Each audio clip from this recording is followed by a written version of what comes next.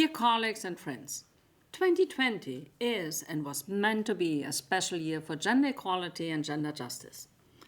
A year in which we were to celebrate the 25th anniversary of the Beijing Declaration and Platform for Action, the 20th anniversary of the UN Security Council Resolution 1325 on women, peace and security, and the 5th anniversary of the 2030 Agenda for Sustainable Development with SDG 5 dedicated to gender equality and the empowerment of all women and girls. Yet, despite significant progress, the COVID-19 pandemic has further revealed and deepened gender inequalities and vulnerabilities, such as the uneven distribution of unpaid care and domestic work between women and men, such as the exposure to vulnerable and exploitative working conditions, and violence against women and girls. Imagine, even before the pandemic, more than 240 million women and girls were experiencing sexual and physical violence by an intimate partner in the course of just 1 year. This is a number almost matching 3 times the entire population of Germany, Iran, or the Democratic Republic of the Congo. A number not yet including survivors of sexualized violence perpetuated by strangers outside the home sphere, at work, in conflict and crisis situations where sexual violence is used as a weapon of war, or in vulnerable situations that are often experienced by refugees and migrants. Dear colleagues, it is against this background that we as GIZ once again participate in the global 16 Days of Activism against gender-based violence and call on everybody, never be a bystander and let it happen. Join us in taking action. The campaign goes as far back as 1991, almost 30 years. During last year's 16 Days of Activism, GIZ's entire management board and more than 1,400 GIZ colleagues demonstrated their commitment to stand up against sexual exploitation, abuse, and harassment, short SIA, by becoming visual ambassadors against SIA. Their portraits and statements were assembled into a mosaic. I am proud to join them this year, and I would have loved to open the exhibition, including the mosaic and documentations of our multiple responses to SIA in person. The exhibition will be on display at GIZ in Eschborn as from 25th of November, the International Day for the Elimination of Violence Against Women. Dear colleagues, we should all be aware that sexualized and gender-based violence is a harmful expression of unequal gender relations, constraining or discriminatory gender norms, power, control, and dependency.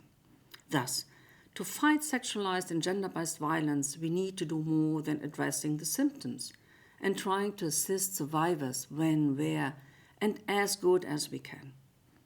We need to address and transform discriminatory and oppressive gender norms and relations in our daily work and routines and in our response to the COVID-19 pandemic. By doing so, we need to be aware that gender equality and the violation of women's rights is not just a social issue, but also an issue of our political and economic stability and prosperity. Sexualized and gender-based violence at the workplace lowers productivity.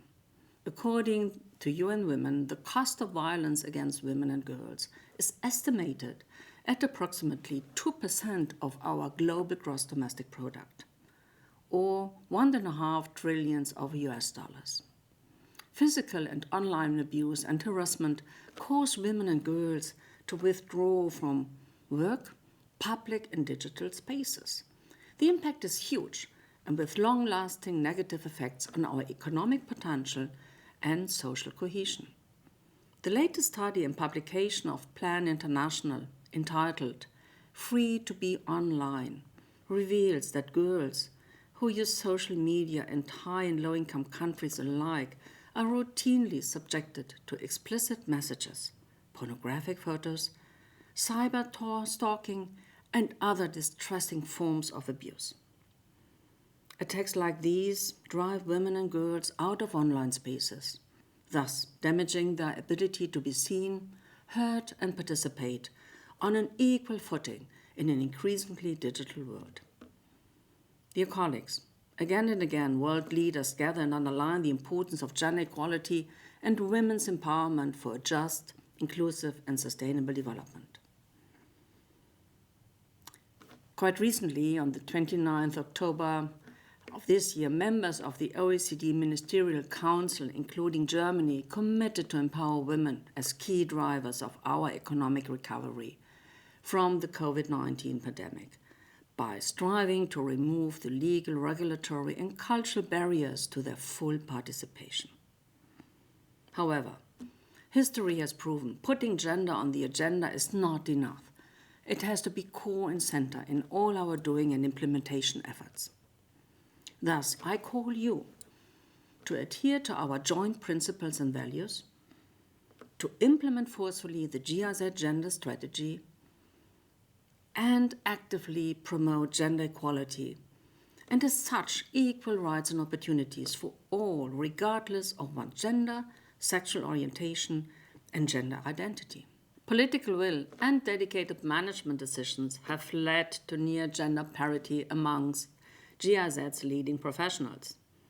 With our gender strategy and its ambitious guidelines for operationalization, our elaborated gender architecture, and the safeguards and gender management system, we are well prepared to advise and assist our partners to live up to their own commitments and goals on gender equality. Just to mention a few, the European Union has set the target to dedicate 85% of official development assistance to programs actively addressing gender equality. And the BMZ operationalized its newly introduced quality criteria for human rights, gender equality, and inclusion. I'd like to conclude by inviting all of you to join us in taking action. Special thanks goes to all colleagues who participated in last year's photo campaign setting clear signs against CR. To all colleagues who stand up against sexualized and gender-based violence in their private and working environments. And of course, to all those who share their experience, insights, actions, and approaches with us during this year's 16 Days of Activism against gender-based violence. Be part of it and join us in this year's campaign. Together we can make a difference.